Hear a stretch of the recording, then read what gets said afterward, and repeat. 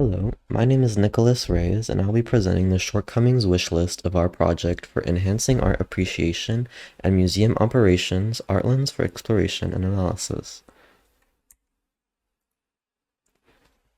So, our application is constricted to the local host, meaning users would have to manually install the application themselves.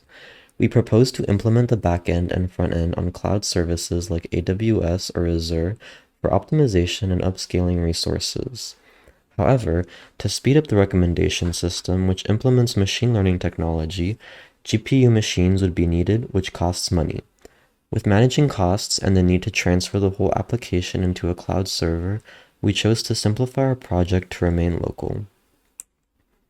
As for the tour simulator, the data from the Met API did not have real-time locations for their galleries.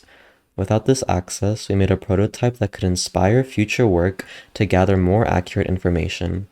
Gathering this information from third parties can be tricky and garner legal issues if the app is made public, so we advise any expansions on this feature to be developed with necessary approval.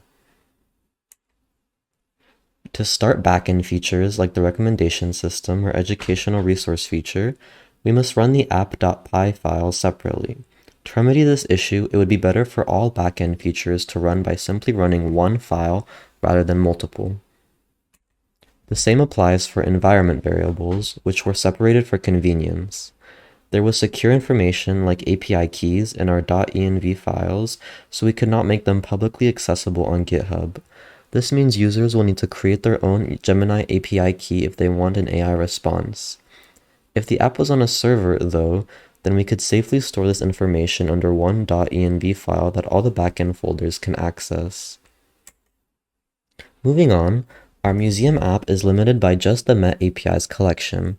Ideally, this app would host collections from various different museums across the globe to form a database for countless different artworks.